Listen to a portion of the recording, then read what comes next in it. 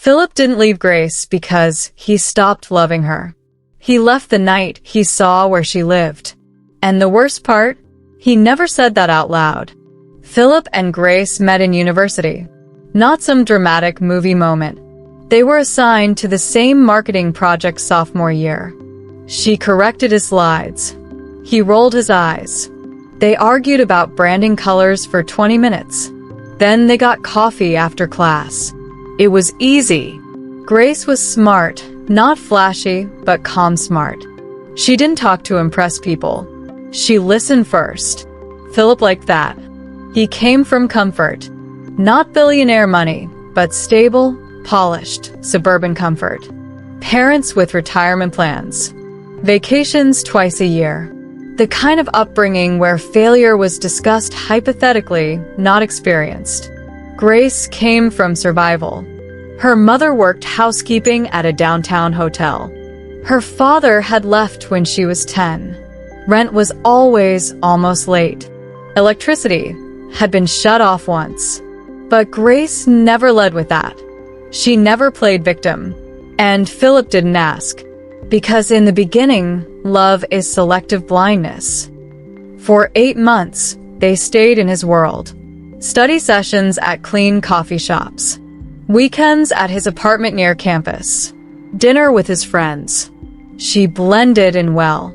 Like too well. She wore simple clothes but carried herself with quiet confidence. His friends liked her. His mother said, "She's very polite."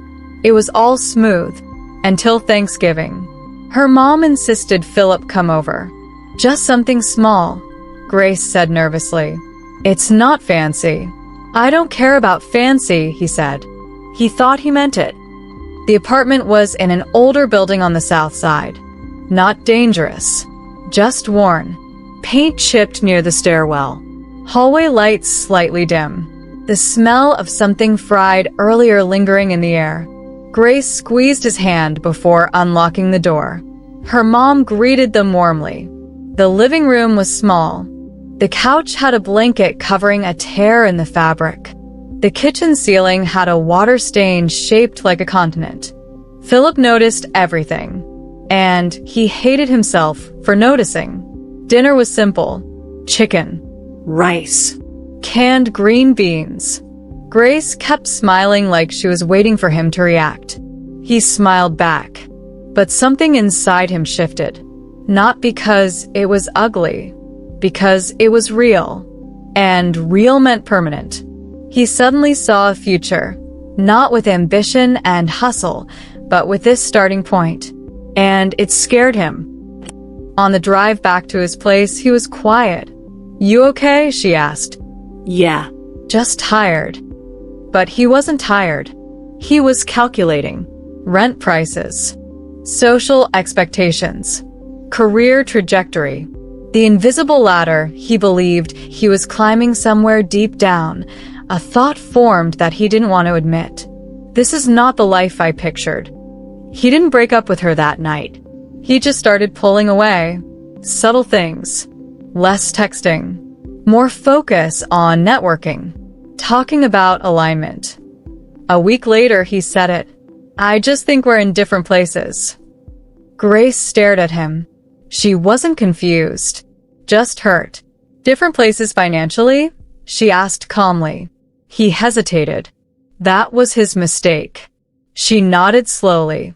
"Thank you for being honest." But he hadn't been. He had chosen comfort over courage. And she let him. That night, Grace cried quietly in her childhood bedroom. Not because she lost him, but because she realized something heavier. Some people love you until they see how hard your life really is. 3 months after Philip left, Grace stopped crying about him. Not because it didn't hurt, but because rent was due. She had graduated with honors, but honors don't pay bills in Chicago. She worked a junior analyst job at a small logistics company during the day. At night, she took online coding courses.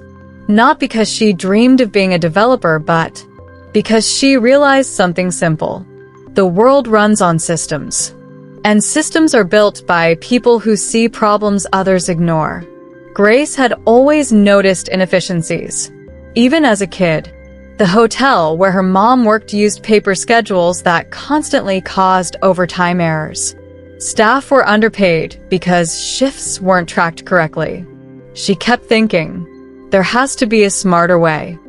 Her first startup idea wasn't glamorous. It was payroll automation software for mid-sized service businesses. Just practical infrastructure. She built the prototype at her kitchen table. The same kitchen with the ceiling stain. She coded until 2 a.m., then woke up at 6 for work. Her mom would wake up to use the bathroom and whisper, "Baby, you need sleep." Grace would smile, "I need options." The first investor meeting was brutal. A clean glass office downtown. 3 men in suits. They didn't laugh at her idea. They ignored it. "Payroll isn't exciting," one of them said. "Margins are tight. What makes you think you can compete?" She didn't say what she was thinking, because she understands the people you don't. She walked out with no funding. She cried in the elevator. Then she went home and kept building. The second pitch? Rejected. Third? Rejected. Fourth? Circle back in a year. By year 2, she was exhausted. Her savings were gone. She almost shut it down. But then something happened. A regional cleaning company, 240 employees, agreed to try her beta system. Within 3 months, payroll errors dropped by 37%. Overtime disputes nearly disappeared. Word spread, slowly and quietly. Grace didn't go viral.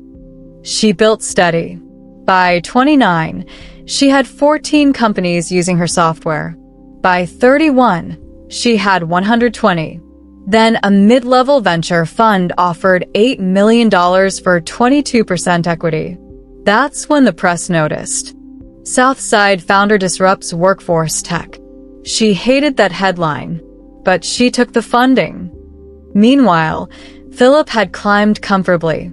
Corporate strategy role, downtown condo, gym membership, polished life. He dated women who fit the room. None of them made him feel like Grace did. He didn't stalk her. But one afternoon, scrolling LinkedIn between meetings, he saw it. Grace Lawson, founder and CEO, ShiftSync Technologies. Featured in Forbes Tech 40 Under 40. His stomach tightened. He clicked the article. There she was. Same steady eyes, but different posture. Confidence that wasn't borrowed or earned. The article mentioned her upbringing briefly. How she built payroll tech inspired by watching her mother's schedule mistakes at the hotel. Philip leaned back in his chair. He remembered that ceiling stain. He remembered his hesitation. And for the first time, he felt small. Grace didn't think about Philip much anymore.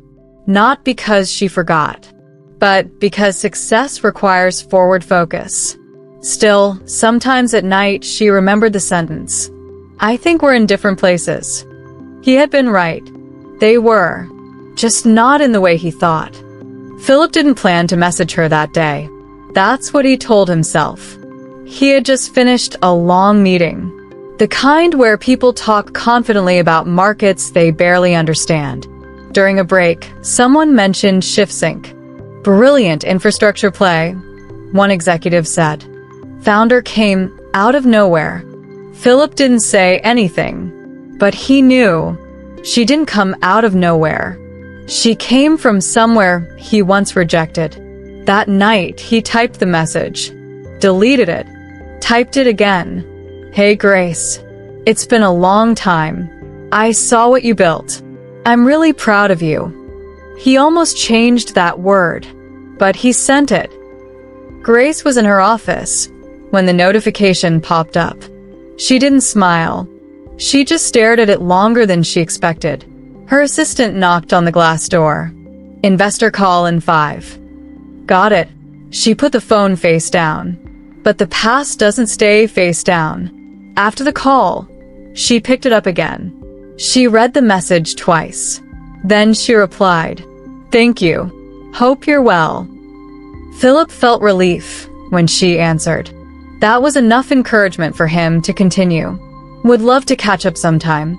She stared at that one longer, not because she missed him, but because she remembered who she used to be with him.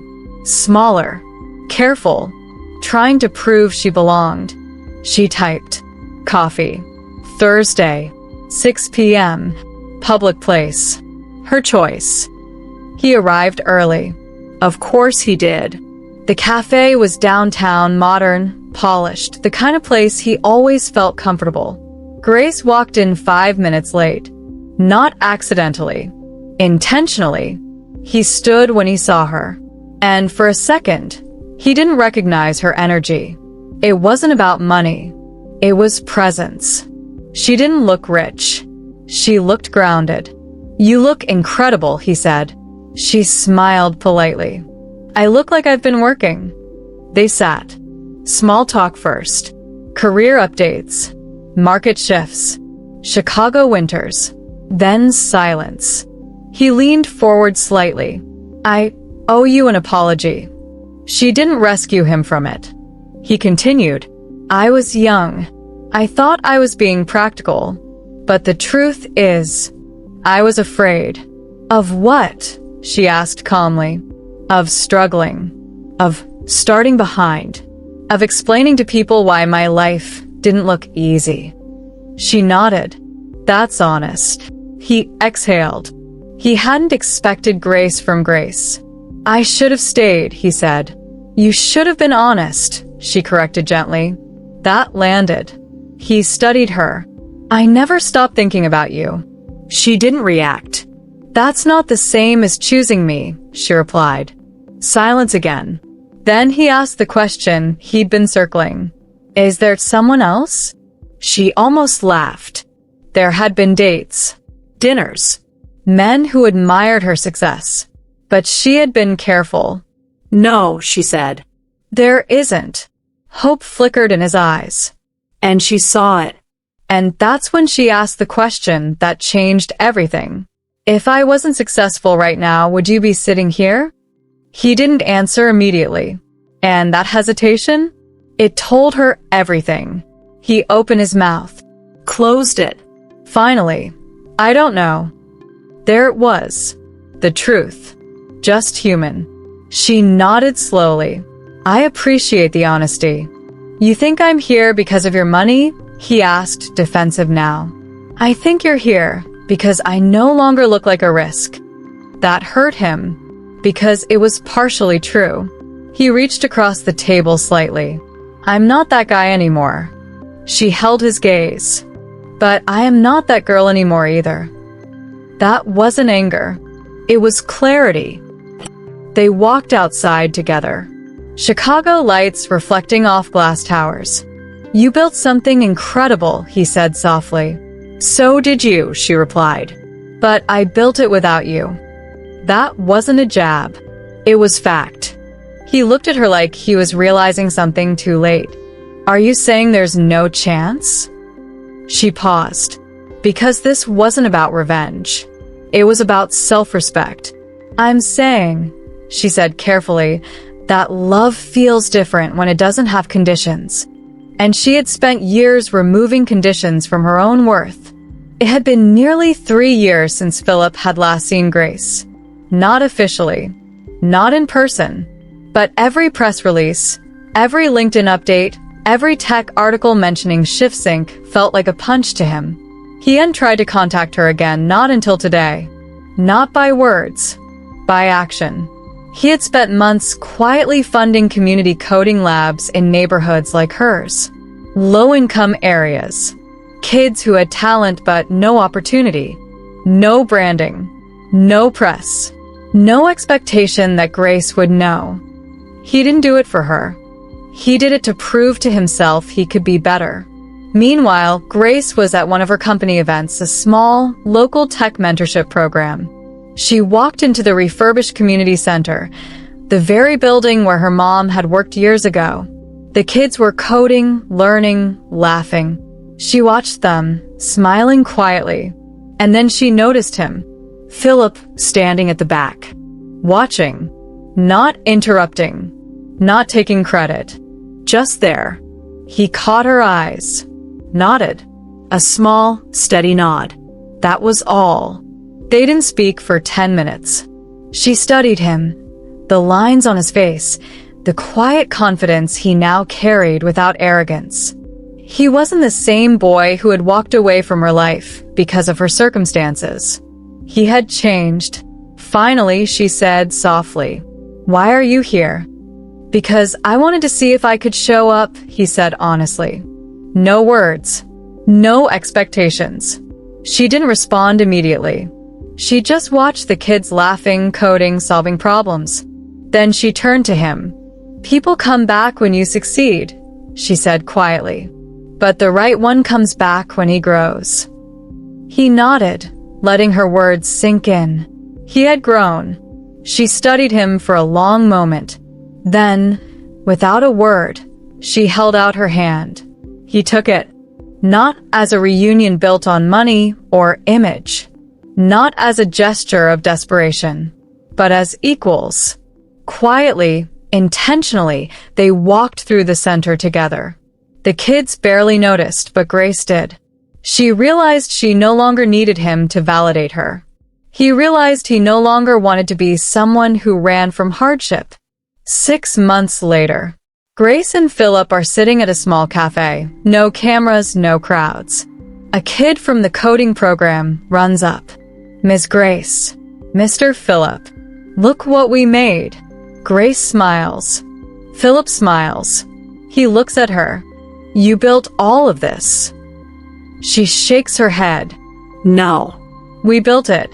Together." He takes her hand, not possessively, not proudly, but firmly. And for the first time, both of them know, love isn't about money. It isn't about background. It isn't about convenience. It's about showing up, even when no one's watching. If someone left you for your circumstances and came back years later, would you give them a second chance? Comment, like, and subscribe for more beautiful love stories.